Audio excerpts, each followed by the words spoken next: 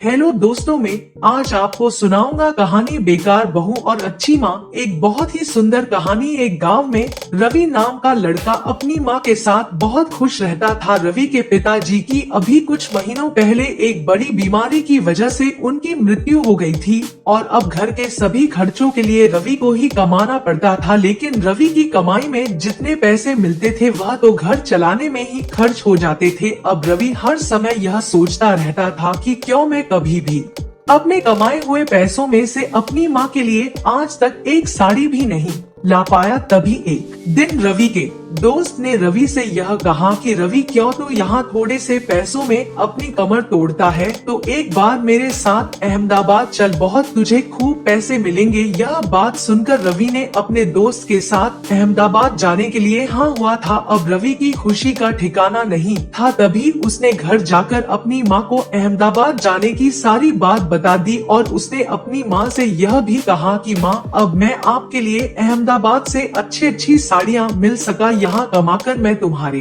लिए आज तक एक भी साड़ी नहीं ला पाया। लेकिन शायद रवि की माँ उसके अहमदाबाद जाने पर बिल्कुल भी खुश नहीं थी, क्योंकि रवि के सिवाय उसकी माँ का इस दुनिया में और कोई भी नहीं था। तभी उसकी माँ ने अपनी नम आंखों से रवि से कहा कि बेटा, तू इतनी दूर कमाने के लिए क्यों जा रहा है? अगर तू इतनी दूर चला जाएगा तो मेरा क्या होगा? मैं तो सिर्फ तेरे लिए ही इस धरती पर जी रही हूँ, वरना तेरे पिताजी की मृत्यु के बाद मैं भी उस ईश्वर के पास कब का ही चली जाती थी। तभी रवि ने अपनी माँ के मुंह पर उंगली रखते हुए कहा कि माँ, मैं भी तो तेरी ऐसे जिंदा हूँ, वरना मुझे भी इस दुनिया से कोई भी प्रेम नहीं, और मैं तो अहमदाबाद इसलिए जा रहा हूँ ताकि मैं तुझे दुनिया का हर सुख दे सकूं। और बस 2-2.5 साल की ही तो बात है, फिर तो तेरा बेटा जेंटलमैन बन जाएगा और फिर मैं यही कुछ छोटा सा अपना काम कर लूंगा। तो रवि की माँ ने रवि से कहा कि ठीक है रवि, लेकिन मेरी एक शर्त है कि तू अहमदाबाद जाने से पहले शादी करेगा, ताकि तेरे दूर काम पर जाने के बाद भी मुझे अकेलापन महसूस ना हो। तो रवि ने कहा कि ठीक है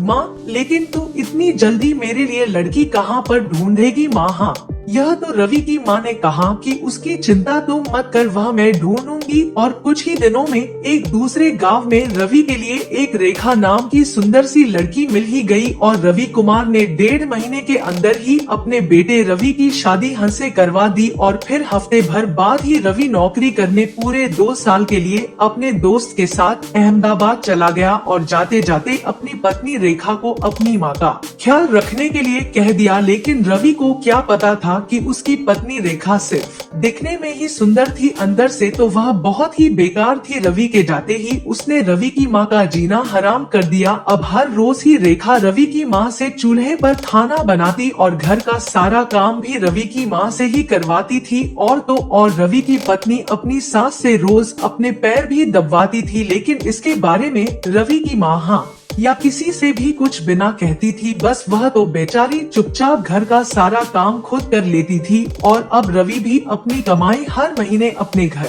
बेचता था, मगर उसकी पत्नी रेखा की वह सारा पैसा खुद ही रखी थी और अपने लिए महंगे महंगे कपड़े आदि खरीदने लगी थी। और जब भी रवि अपनी माँ को चिट्ठी लिखता तो जवाब में रवि की पत्नी घर में सब ठीक है चिट्ठी में लिखकर अपने पति रवि को चिट्ठी भेज देती थी। अब ऐसा करते हुए 1 साल से ऊपर भी गया। उधर रवि खूब पैसे कमा रहा था और इधर दिन ब दिन घर का सारा काम करके रवि की माँ की हालत बहुत ज्यादा खराब हो रही थी। अब तो गांव में भी सबको उसकी बेकार बहू के बारे में सब पता लग चुका था। तभी एक दिन किसी वजह से रवि का काम 1-1.5 महीने के लिए रुक गया था, तो उसने सोचा कि क्यों ना कुछ दिन अपने गांव में चला जाऊं। सभी रवि अचानक ही अपने गांव पहुंच गया और जैसे ही वह अपने घर के पास नल पर पानी पीने लगा तो उसने क्या देखा कि उसकी माँ वहाँ पर पानी भर रही थी। तभी जैसे ही रवि ने अपनी माँ और हाथ पकड़ा तो उसकी माँ को बहुत तेज बुखार था। तब रवि अपनी माँ को पकड़कर घर ले गया। तभी जैसे ही रवि और उसकी माँ घर के दरवाजे पर पहुँचे तो अंदर से रवि की पत्नी की बड़ी जोर से आवाज आती है। वह कहती है कि आ गई बुढ़िया, कहाँ मर गई थी इतनी देर से, अभी तक पानी भी नहीं भरा और अभी तो तुझे कपड़े भी धोने हैं।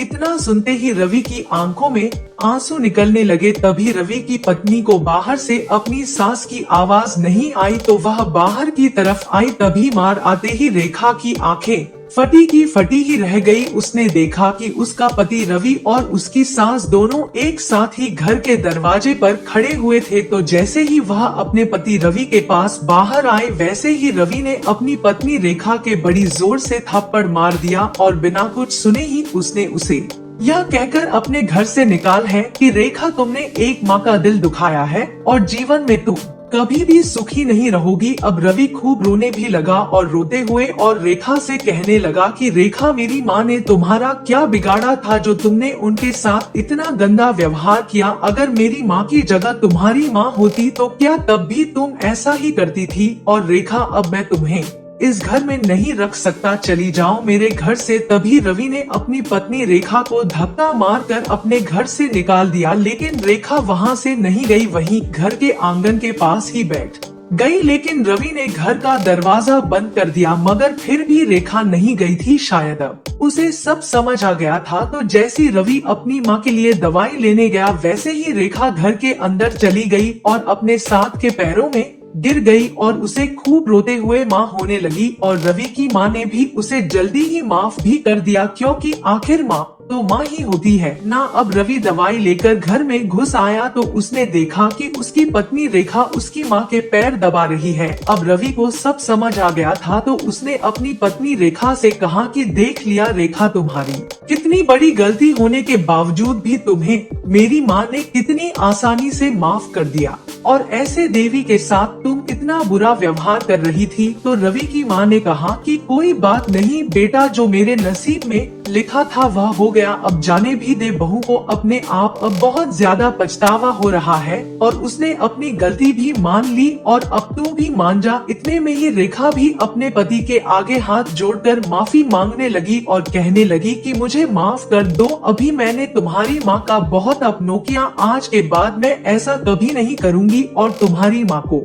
अपनी ही माँ की तरह समझूंगी। तब रवि ने भी उसके अंदर बहुत पछतावा देखकर उसे माफ भी कर दिया और फिर वह सभी खुशी खुशी रहने लगे। तो दोस्तों, माँ तो आखिर माँ होती है और वह हमें बड़ी जल्दी माफ भी कर देती है, लेकिन हमें भी तो एक माँ की सेवा पूरी तरह करनी चाहिए, नहीं कि रेखा की तरह उनका अपमान करना चाहिए। और इसी के साथ इस कहानी की है यह हैप्पी एंडिंग होती है। मिलते हैं अगली वीडियो में, तब तक के लिए गुड बाय। आप सभी का बहुत बहुत धन्यवाद इस वीडियो को देखने के लिए।